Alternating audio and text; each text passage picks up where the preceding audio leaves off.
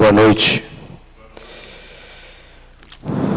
Que a paz do Senhor Jesus Cristo, através do Teu Santo Espírito, esteja dentro do coração de cada um de nós. O nosso propósito hoje é tratar aqui aquilo que veio no nosso coração, para falar da palavra. Você que está na live também está acompanhando e puder nos dar o privilégio de entrar na sua casa, nós falaremos um pouco da palavra de Deus para você hoje. Amém? Eu não estou muito legal aí na parte do... Estou com uma gripe meio forte, mas vou procurar fazer o meu melhor. Amém? Êxodo, capítulo 32, do versículo 1 até o versículo 8, onde nós iremos procurar, dentro dessa palavra, conduzir uma retratação daquilo que nós vivemos hoje. Amém? Parece meio esquisito, não é uma coisa que Moisés viveu lá atrás, mas é retratação para hoje mesmo. Então, como diz a palavra, o povo viu, ali está diferente, né? Não é ASF, o meu está no NVI. O povo viu Moisés, que demorava muito para descer do monte.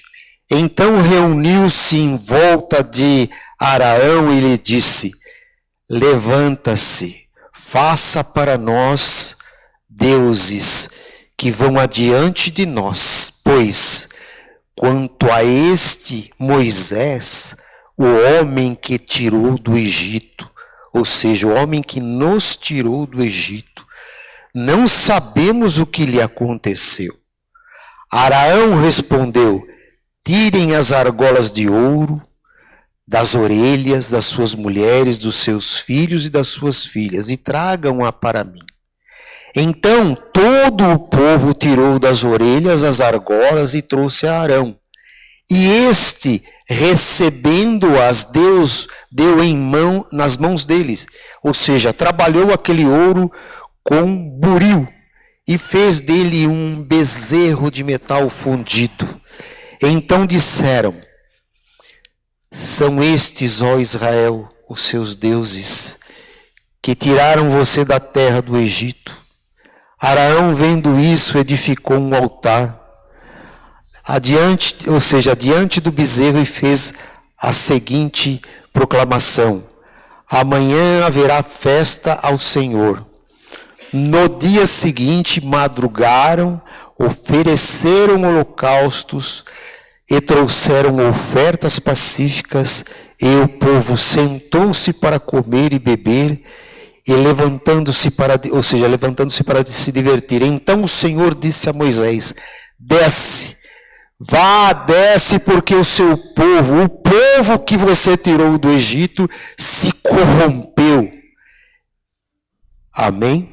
Glória a Deus. Feche os seus olhos. Pai Celestial, Tu és o Deus verdadeiro, Deus onipotente, onisciente, onipresente. Tu és o Deus que nos trouxe aqui, que nos deu a condição de estarmos aqui agora, neste momento. E por quê?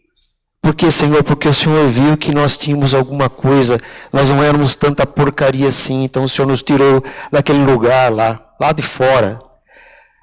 E eu te agradeço por esta oportunidade que aqui estou, Senhor, porque se depender de mim, nada sai. Mas se depender da unção do Teu Santo Espírito, eis-me aqui, para glorificar e adorar o Teu santo nome, conforme a Tua palavra. Amém.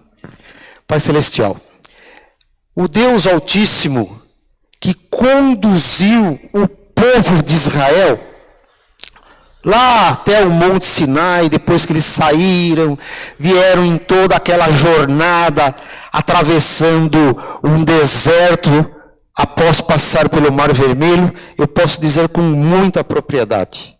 Eu estive naquele lugar e a gente anda de ônibus, e a coisa não acaba. E são terras que só tem pedra e deserto. Então de dia é um calor infernal e de noite frio, mas muito frio. Tanto frio que o negócio lá não foi bravo quando chegamos lá no Monte Sinai. Bravo. 4 graus. Isso já num tempo que não era calor, quer dizer, que não era frio, era calor. Era um tempo mais diferente. Agora, vocês imaginaram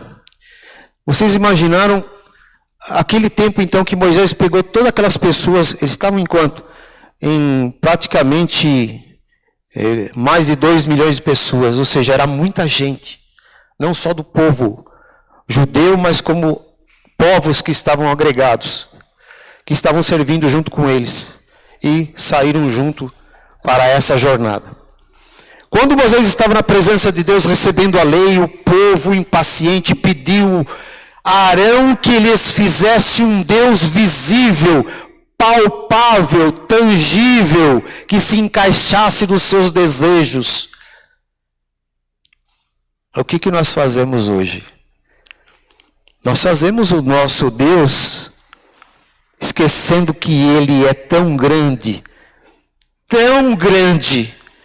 mas nós nos tornamos o pequeno porque nós nos apegamos nas coisas deste mundo. É uma realidade nossa. Ninguém foge a essa característica. Nenhum de nós foge a essa característica.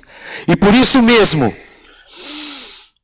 para que a idolatria sempre que foi uma tentação, não apenas na forma de imagens, mas na criação de conceitos falsos sobre Deus, que se alinham mais com os desejos humanos do que a verdade revelada. No mundo contemporâneo, muitos constroem ídolos modernos.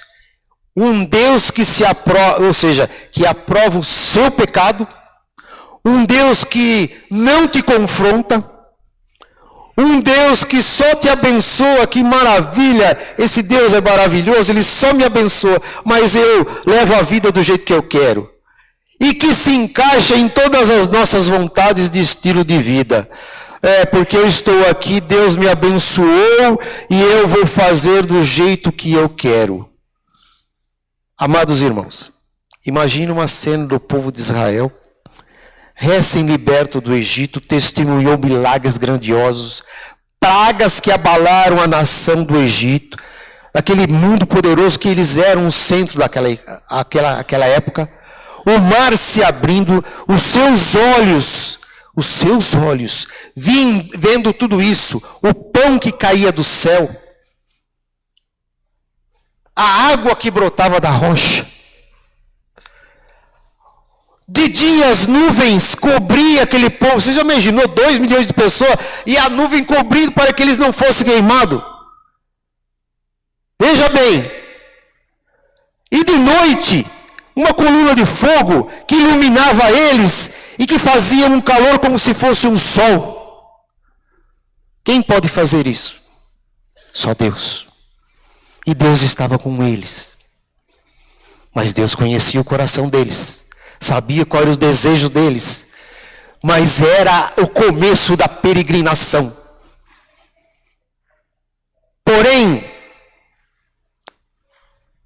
quando tudo isso se mostrava presente e poderoso para com esse Deus fiel, Moisés subiu ao monte Sinai para receber o que? As tábuas da lei. Subiu ao monte para receber orientação. Subiu ao monte para dar direção àquele povo que era o início de toda a peregrinação do povo de Deus. Por isso que nós estamos aqui. Se não houvesse isso, nós não estaríamos aqui. Então começou lá. E aí o que aconteceu? Moisés não desce. A espera é muito grande. Nasce no coração um desejo de fazer um Deus palpável. E que, de verdade, meus irmãos, muitos hoje moldam os seus deuses segundo os seus próprios desejos, vontades e interesses. Um Deus que aprova tudo, que realmente não te confronta, que não te dá, como que eu posso dizer para você, não te corrige, né? E não exige nada, nem arrependimento, você não precisa nem se arrepender, está tudo certo, viu? Está tudo certo. Esse é o Deus que nós muito e muito, muito apegamos a Ele. Por isso Deus nos convida a refletir. O tema de hoje é: não crie um Deus só para você. Em Romanos 1, 21 e 25, a palavra é muito clara. Você pode colocar, por favor? Romanos 1, 21 a 25. A substituição de Deus pela criação. É complicado. Pois desde a criação do mundo, os atributos invisíveis de Deus, o seu eterno poder e a sua natureza divina têm sido vistos claramente, sendo compreendidos por meio das coisas criadas, de forma que tais homens são indesculpáveis. Ou seja, tudo isso, meus irmãos, é para que você veja toda a atenção que Deus dá a esses momentos que nós temos que passar. Foram 40 dias que o povo demonstrou sua confiança em Deus. Triste realidade da história. É o povo de Israel que errou gravemente na sua forma reprovada.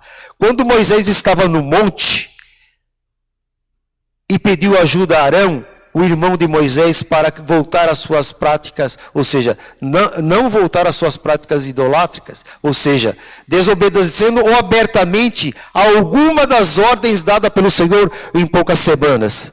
Mas, na verdade, o que se determinou para isso? Foram 40 dias que revelaram claramente a fraqueza da nação de Israel. Deus sabia disso? Com toda certeza sabia. Sabia que o coração do homem era apegado às coisas que realmente são palpáveis. E mostrou espiritualmente carente, depois do episódio do bezerro, que Arão o fez, em Êxodo 3, 32, 1 a 10, ficou evidente que a nação, desde o mais simples cidadão até os principais líderes, não conseguia andar sozinho. Precisava de Deus, precisava de orientação, precisava de Moisés. O que eu posso dizer para vocês? Eu acho que pela palavra que você vê, pela condição que teve Moisés, depois que ele se encontrou com Deus, ele ficou 40 dias lá, recebendo orientação, recebendo as tábuas, conversando com Deus, recebendo o tom de orientação, como que deve fazer, como que não deve fazer. E aí nós temos um dilema. Muitos falam que Moisés escreveu o Pentateuco, que são os primeiros 5 livros, né? Ou a Torá, como se diz em Judá, ou seja, no judeu, no processo de Israel. Então o que acontece? Uns falam que sim, outros que não. Mas na verdade, Deus estava orientando para que ele pudesse colocar de forma plausível, explicável, tudo o que aconteceu. Porque a conversa que você tem, será que, eu estava até pensando comigo, será que Deus chegou lá e falou assim: Moisés, senta aí, vamos jogar xadrez. Não, acabamos de jogar xadrez, vamos jogar dama. Não, jogamos dama, vamos jogar um snooker aqui. Não é isso, minha gente. A forma santa de Deus era tão grande que Moisés não conseguia olhar. Ele ficava o tempo todo olhando para baixo, porque se ele olhasse para Deus quando num fogo consumidor, ele morreria. Essa que era a realidade. Então eu acho que Moisés foi o homem que mais falou com Deus em toda a história da Bíblia. Ele ficou 40 dias falando com Deus, gente. E não foi uma vez só. Teve a segunda vez, porque na primeira ele desceu. Quando ele desceu, o rosto dele brilhava, ninguém conseguia olhar para ele por causa da glória de Deus que estava nele. Então ele quebrou as pedras onde estava escrito as leis. E aí, por toda forma que ele se apresentou, subiu mais 40 dias e foi pedir o quê? Pedir misericórdia para que o Senhor desse misericórdia àquele povo que eles erraram em fazer aquilo. Então ele ficou mais 40 dias, então se vocês verem, ele ficou praticamente 80 dias, fora os dias que eles aprontaram o tabernáculo, e quando Moisés entrava e Deus falava com ele. A realidade é, meus irmãos, que nós não podemos criar um Deus só para nós, porque nós às vezes dissemos, o meu Deus. Não, ele não é o seu Deus, ele é o Deus meu e seu e de todos aqueles que estão presentes neste mundo. Ele é um Deus que pode te alcançar, que quando você estiver na oração, sim, meu Pai, meu Senhor, o Deus que me resgatou, aí sim você está conversando com Ele, mas na determinação da oração, o Deus não é seu, o Deus é de todos nós, o Deus é daqueles que realmente o buscam em espírito e em verdade. Mas o perigo realmente da impaciência espiritual. Eu vou dar uma resumida, meus irmãos, porque realmente é muito comprido esse negócio aqui. E eu vou tentar falar pelo menos dos pontos mais importantes. Hoje, muitos constroem um Deus assim. Um Deus que não se importa com o pecado, um Deus que serve para realizar sonhos, porque eu quero que Deus me dê uma casa, eu quero que Deus me dê um carro, eu quero que Deus me dê isso. Então nós estamos às vezes nas buscas incessantes das coisas materiais. Então Deus, será que o Senhor Jesus, quando derramou seu sangue no Calvário, foi para esse processo, foi para isso que Ele morreu? Ou Ele morreu para dar vida eterna para nós? Ou Ele morreu para te dar vida em abundância? Ou Ele te deu a esperança de que você, pecador, miserável, tenha a chance de alcançar o céu? É isso, para isso que Ele morreu. E não foi por um pedaço de plata, por um pedaço de concreto. E existe apenas para fazer feliz ou transformar você? Esse não é o Deus da Bíblia? É um Deus de idolatria disfarçada de espiritualidade. Esse Deus que criamos para nós hoje é o que toma o nosso tempo. Idolatramos, principalmente quando nós ficamos 5 horas aqui nesse negócio. Eu estou dentro disso, tá? Mas sem dedicar 1 hora sequer a Deus. Você não consegue. Fica 5 horas, mas não consegue ir lá e ler 1 hora a Bíblia. Colocar o joelho no chão, não consegue, não adianta, isso é geral, porque agora não dá, porque agora não sei o que, daqui a pouco o seu tempo, o seu dia foi embora. Vamos lá. Não basta ter culto, não basta ter oferta, não basta ter festa, se o culto não é para o Deus verdadeiro revelado nas Escrituras, é apenas religiosidade, ou seja, religiosidade vazia. Quantos hoje estão enchendo os templos adorando uma imagem de um Deus que você criou? Você criou Deus, não, esse Deus é o legal, é que esse aqui, eu vou lá porque o Deus é bacana comigo. É esse que eu criei. Um Deus moldado nas suas vontades, um Deus que é santo, justo, amoroso, mas que também disciplina, corrige, exige transformação, por muitas vezes. Nessa geração que vivemos, damos importância às nossas vontades, ou seja, às nossas vontades, mas as vontades de Deus na sua vida você não dá.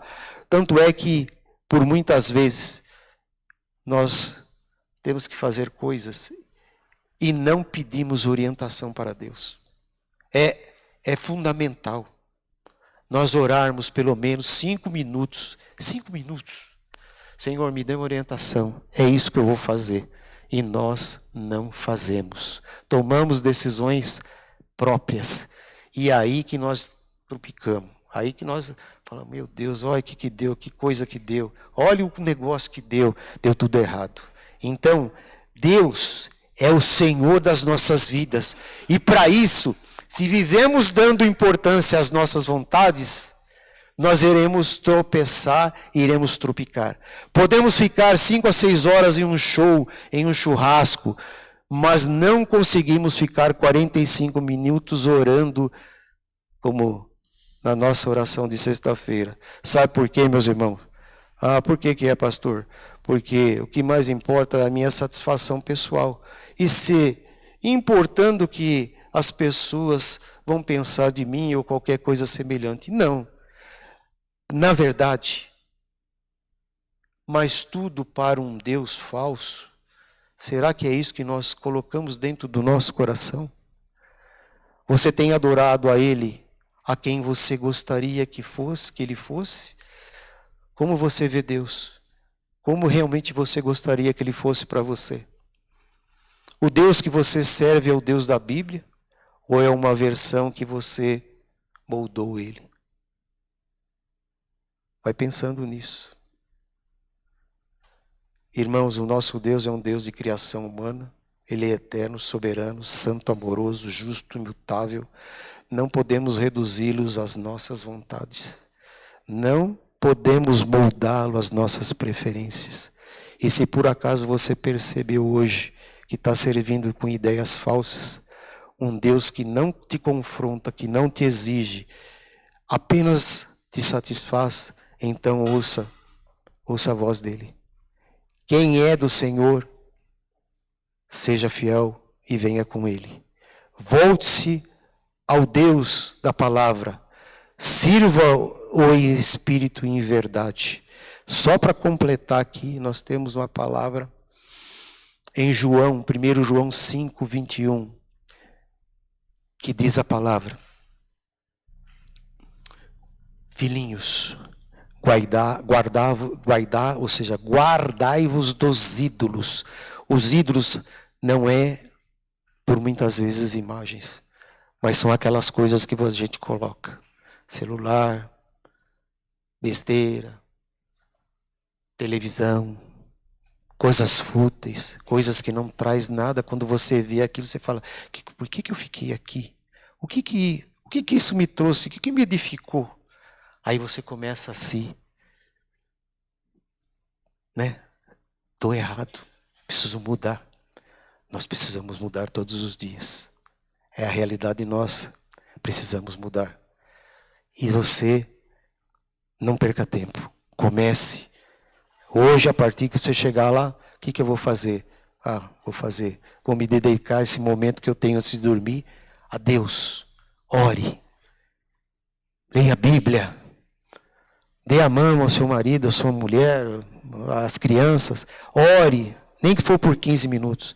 E depois você vai dormir tranquilo, porque Deus vai te dar a tranquilidade de que você realmente buscou Ele em espírito e em verdade.